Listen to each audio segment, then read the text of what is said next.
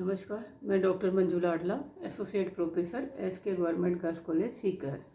आज का हमारा टॉपिक है अमेरिका में संघ व्यवस्था, अर्थात अमेरिका की संघीय व्यवस्था को अपन आज डिस्कस करेंगे। इसमें 4 पॉइंट्स मुख्य रूप से लेंगे। सबसे पहले लेंगे संघात्मक व्यवस्था का अभिप्राय, फिर लेंगे संघात्मक व्यवस्था अपनाने के कारण, फिर लेंगे संघात्मक व्यवस्था के क्या लक्षण पाए जाते हैं, और फोर्थ में अपन उसका व्यवहारिक पक्ष देखेंगे संघात्मक व्यवस्था का। तो सबसे पहले देखते हैं कि संघात्मक व्यवस्था से क्या अभिप्राय है। अमेरिका जो है संघात्मक व्यवस्था का सबसे बेस्ट मॉडल माना जाता है। वैसे अगर अपन बात करें संघात्मक व्यवस्था की मीनिंग की, तो जो संघात्मक व्यवस्था है जिसको अपन इंग्लिश वर्ड फेडरलिज्म कहते हैं, वो लैटिन भाषा के शब्द फोइडस से बना है, जिसका तात्पर्य होता है संधि या समझौते से निर्मित राज्य। तो अगर संधि या समझौते से मिलकर राज्यों का निर्माण किया गया है किसी संगठन का, तो उसे संघात्मक व्यवस्था कहते हैं। इसके अंतर्गत जो राज्य होते हैं उनकी दोनों प्रवृत्तियां एक साथ होती हैं। वो केंद्र विमुखी भी रहना चाहते हैं, केंद्रोन्मुखी भी रहना चाहते हैं। अर्थात राज्य जो होते हैं कुछ मामलों में अलग रहना चाहते हैं, कुछ उद्देश्यों की पूर्ति के लिए एक भी होना चाहते हैं। तो ये दोनों प्रवृत्तियां राज्यों में एक साथ काम करती है, और दोनों प्रवृत्तियों की जो वो पूर्ति है वो संघात्मक व्यवस्था में संभव होती है। तो अमेरिका के जो राज्य थे उस समय 13 राज्य थे, उन्होंने मिलकर आपस में संधि या समझौते करके संघात्मक व्यवस्था को अपनाया। कुछ मामलों में वो अलग है, कुछ मामलों में वो संघ व्यवस्था से जुड़े हुए हैं। नंबर दूसरी बात जब अपन करते हैं कि संघात्मक व्यवस्था अपनाने का कारण क्या था अमेरिका में संघात्मक व्यवस्था क्यों अपनाई गई, इसके पीछे मोटे रूप से 5 कारण थे। सबसे पहला कारण था कि राज्यों की सुरक्षा, अर्थात जो राज्य थे अमेरिका अमेरिका के संविधान बनने से पहले ब्रिटेन के उपनिवेश हुआ करते थे, और वो आंतरिक मामलों में स्वायत्त थे, अपना पृथक स्वायत्त व्यवस्था करते थे। तो लेकिन जो बाहरी आक्रमण थे, जो उनकी सुरक्षा थी, उसमें वो सक्षम नहीं थे। उनके ये काम ब्रिटेन के द्वारा किए जाते थे। तो उन्होंने ये सोचा कि अब सुरक्षा के लिए आपस में संघात्मक व्यवस्था अपनाया जाना जरूरी था। इसी तरह दूसरा जो मेन कारण था, विशाल क्षेत्र था, क्षेत्रफल विशाल था, और उस समय एकात्मक व्यवस्था उस विशाल क्षेत्रफल में लागू करना संभव नहीं था, और आवागमन और संचार के साधन भी इतने ज़्यादा नहीं थे। तो इसलिए भी उन्होंने संघात्मक व्यवस्था अपनाई। इसी तरह विविधताएं विद्यमान थी, जाति धर्म भाषा के आधार पर, क्योंकि वर्ण संकर संस्कृति वहाँ पर थी, और इन विविधताओं की विभिन्न सामाजिक आर्थिक राजनीतिक हितों की पूर्ति तभी संभव होती जब राज्य स्वायत्ता रखते हुए इनका प्रबंध करे। इसी तरह वहाँ की जो जनता थी वो केंद्रीकरण के पक्ष में नहीं थी, वो केंद्रीकरण के पक्ष में थी। वो नहीं चाहते थे कि सरकार शक्तियों का केंद्रीकरण हो, तो उन्होंने विकेंद्रीकरण के रूप में संघात्मक व्यवस्था को अपनाया। इसी तरह एक कारण ये भी था कि जो राजनीतिक दल थे उस समय के, वो भी नहीं चाहते थे कि एकात्मक व्यवस्था हो, क्योंकि उनका जो संगठन था उस समय वो विकेंद्रीकरण लिया हुआ था। वो स्थानीय लेवल पर संगठित थे, केंद्रीय लेवल पर संगठित नहीं थे। तो उनकी मंशा भी यही होती थी कि राज्यों के अंतर्गत वो अपने आप को शक्तिशाली महसूस करेंगे, या राज्यों की सत्ता उन्हें मिल सकती है केंद्र की बजाय। तो उन्होंने संघात्मक व्यवस्था को प्रोत्साहन दिया। तो ये मोटे रूप से 5 कारण थे कि सुरक्षा के लिए, विविधता के लिए, विशाल क्षेत्रफल था, केंद्रीकरण के पक्ष में नहीं थी जनता, और राजनीतिक दल भी संघात्मक व्यवस्था अपनाना चाहते थे, इसलिए उन्होंने इसको प्रोत्साहन दिया। इसके पश्चात आता है कि संघात्मक व्यवस्था के क्या लक्षण वहाँ पर विद्यमान है।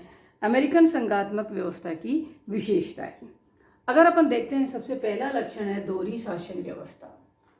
जहाँ भी संघात्मक व्यवस्था पाई जाती है उसका मोटा लक्षण होता है कि शासन 2 जगह से संचालित होता है, एक केंद्र सरकार और एक राज्यों की सरकारें। अमेरिका में भी 2 जगह से चलता है। राज्यों के भी अपने अलग संविधान है, राज्यों की भी अपनी कार्यपालिका, व्यवस्थापिका और न्यायपालिका होती है। इसी तरह दूसरा है शक्तियों का विभाजन। दूसरा जो मेन लक्षण होता है कि केंद्र और राज्यों के बीच में संविधान के द्वारा ही शक्तियों का विभाजन किया हुआ होता है। तो अमेरिका में भी शक्तियों का विभाजन किया गया है। अमेरिका में गणना और अवशेष के सिद्धांत के आधार पर शक्तियों का विभाजन किया गया है। गणना और अवशेष के सिद्धांत के अंतर्गत एक अंग की गणना कर दी जाती है एक सरकार की शक्तियों की, और शेष जो अवशिष्ट विषय होते हैं वो दूसरी को दे दिए जाते हैं। अमेरिका में केंद्र सरकार की शक्तियों की गणना कर दी गई है और अवशिष्ट विषय राज्यों को दिए गए हैं। इस तरह अगर अपन वहाँ शक्ति विभाजन को देखते हैं तो 4 तरह की बिंदु निकल कर आते हैं। केंद्र सरकार की शक्तियाँ जो राष्ट्रीय महत्व के विषय हैं वो उन्हें दिए गए हैं। राज्यों की शक्तियाँ जो राज्य महत्व के विषय हैं वो उन्हें दिए हैं। केंद्र को निषिद्ध शक्तियाँ और राज्य के लिए निषिद्ध शक्तियों का भी प्रावधान किया गया है कि कुछ कार्य ऐसे हैं जो केंद्र भी नहीं कर सकता और राज्य भी नहीं कर सकता है। इस तरह अमेरिका में संविधान के माध्यम से ही शक्तियाँ का विभाजन किया गया है। फिर आता है संविधान की सर्वोच्चता। जहाँ भी संघात्मक व्यवस्था होती है वहाँ संविधान सर्वोच्च होता है। अनुच्छेद 6 में यह प्रावधान किया गया है इस संविधान के विपरीत कोई भी कार्य या कोई भी कानून अमान्य होगा, अर्थात संविधान के प्रतिकूल कोई भी कार्य नहीं किया जा सकता। और नंबर दूसरी बात है कि केंद्र और राज्य दोनों अपनी शक्तियां संविधान से प्राप्त करते हैं तो संविधान की सर्वोच्चता पाई जाती है। इसी तरह स्वतंत्र एवं सुदृढ़ न्यायपालिका होती है। अमेरिका में संविधान की संरक्षक और व्याख्याकार के रूप में न्यायपालिका की भूमिका होती है। न्यायपालिका के पास न्यायिक पुनरावलोकन की शक्ति होती है और न्यायपालिका का निर्णय अंतिम होता है। न्यायपालिका जुडिशियल रिव्यू के माध्यम से संविधान के प्रतिकूल कार्यों को अवैध घोषित कर सकती है। तो सुदृढ़ और स्वतंत्र न्यायपालिका की व्यवस्था भी की गई है। संविधान संशोधन में राज्यों की भागीदारी।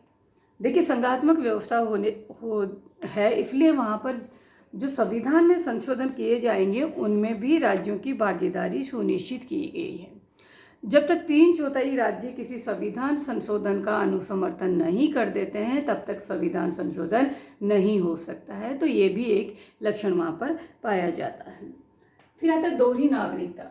2 तरह की नागरिकता पाई जाती है, केंद्र सरकार की और एक उस राज्य की जहाँ का कि वो निवासी होता है। तो 2 तरह की नागरिकता भी विद्यमान है। सीनेट में राज्यों की समान भागीदारी। सीनेट व्यवस्थापिका का द्वितीय सदन है और उसमें राज्यों को समान भागीदारी दी गई है।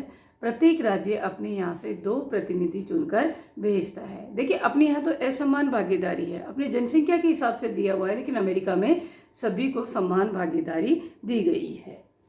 राज्यों के अपने पृथक संविधान होते हैं वहाँ पर, लेकिन 2 शर्तें होती हैं कि एक संघीय संविधान के अनुकूल होना चाहिए और एक गणतंत्रीय प्रणाली वहाँ पर अपनाई हुई होनी चाहिए। तो राज्यों के भी अपने अलग संविधान हैं। इसके अलावा अविनाशी संघ अर्थात राज्य केंद्र से अलग नहीं हो सकते हैं, उनके साथ जुड़े हुए रहेंगे, ये भी प्रावधान किया गया है। द्विसदनात्मक व्यवस्थापिका। जहाँ भी संघात्मक व्यवस्था होती है वहाँ 2 सदन होते हैं, एक जनता का प्रतिनिधित्व करता है और एक राज्यों का प्रतिनिधित्व करता है। तो अमेरिका में भी प्रतिनिधि सभा जनता का प्रतिनिधित्व करती है और सीनेट राज्यों का प्रतिनिधित्व करता है। इसी तरह गवर्नरों का निर्वाचन होता है। वहाँ पर देखिए गवर्नर वहाँ की जनता द्वारा चुने जाएंगे और वहाँ के विधानमंडल द्वारा ही महाभियोग लगाकर हटाए जा सकते हैं। हमारे यहाँ पे तो गवर्नर केंद्र सरकार चुनकर भेजती है, तय करके भेज देती है, जबकि वहाँ पर ये जनता के द्वारा ही चुने जाते हैं। इसके अलावा राज्यों की प्रादेशिक अखंडता की रक्षा की गारंटी भी केंद्र सरकार देता है, अर्थात राज्यों की सरकारों की भौगोलिक एकता और उनकी प्रादेशिक अखंडता को बनाए रखने की केंद्र की ड्यूटी होती है। और इसके लिए ये प्रावधान किए गए हैं कि किसी भी राज्य का नाम, क्षेत्र या नए राज्यों का गठन उस राज्य की सहमति के बिना केंद्र सरकार नहीं कर सकती है। राज्यों में गणतंत्रात्मक व्यवस्था बनाए रखने की केंद्र सरकार की ड्यूटी होती है। बाहरी आक्रमण होने पर राज्यों की अनुमति की या प्रार्थना के बिना भी केंद्र सरकार हस्तक्षेप कर सकती है, उनकी रक्षा कर सकती है। लेकिन अगर आंतरिक अशांति या विद्रोह अगर है तो जब तक राज्य प्रार्थना नहीं करेंगे तब तक केंद्र सरकार हस्तक्षेप नहीं करेगी। हस्तक्षेप का निर्णय राष्ट्रपति के द्वारा किया जाता है और इसके अलावा राज्यों के जो गवर्नर है वो जनता द्वारा ही चुने जाएंगे, राज्य विधानमंडल द्वारा ही हटाए जाएंगे कि राष्ट्रपति द्वारा नियुक्त या हटाए नहीं जा सकते हैं। इस तरह हम ये कह सकते हैं कि वहाँ की संघात्मक व्यवस्था में ये लक्षण पाए जाते हैं, इसलिए अमेरिका में संघात्मक व्यवस्था विद्यमान है। अब हम 4th पॉइंट देखेंगे कि इसका व्यवहारिक पक्ष क्या है। संघात्मक व्यवस्था की अगर हम व्यवहारिक स्थिति देखते हैं, व्यवहारिक पक्ष को अगर देखते हैं तो अमेरिका में भी केंद्रीकरण होता जा रहा है, संघ सरकार की शक्तियाँ बढ़ती जा रही है, संघीय केंद्रीकरण होता जा रहा है। ये न केवल अमेरिका में बल्कि सभी देशों में हो रहा है। तो अमेरिका में भी संघात्मक व्यवस्था में केंद्र सरकार की शक्तियां बढ़ती जा रही है और इसके पीछे बहुत सारे कारण हो सकते हैं। जैसे अपन बात करें कि सामाजिक और आर्थिक परिस्थितियों में काफ़ी परिवर्तन आ चुका है। जब अमेरिका बना था तब छोटा सा देश था, कृषि प्रधान देश हुआ करता था, लेकिन अब स्थितियां काफ़ी बदल चुकी हैं। लोक कल्याणकारी राज्य का कॉन्सेप्ट आ चुका है, तो राज्य के कार्य बढ़ते जा रहे हैं तो सरकार के कार्य भी बढ़ते जा रहे हैं और ये बढ़ते हुए कार्य केंद्र सरकार करती जा रही है। इसी तरह एक जो मोटा कारण है निहित शक्तियों का सिद्धांत।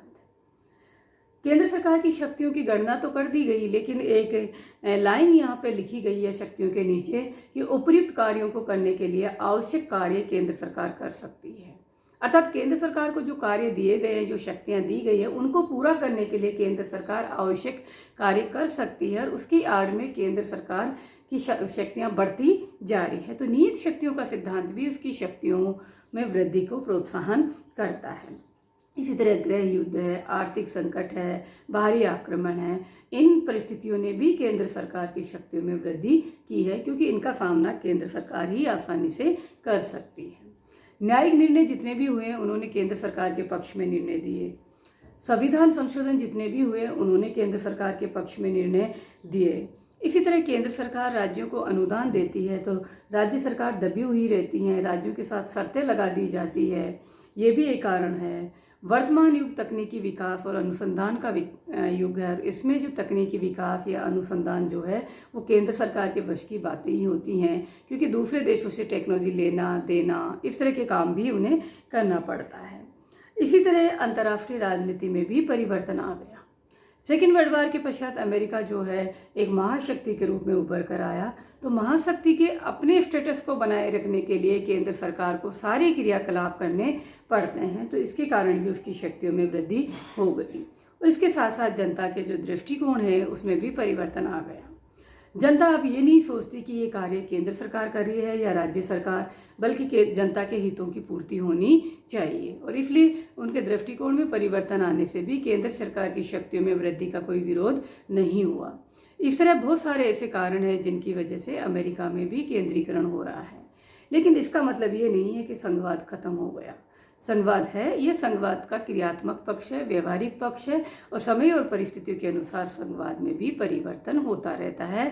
संघवाद भी एक गतिशील व्यवस्था है, एक विकासमय व्यवस्था है। धन्यवाद।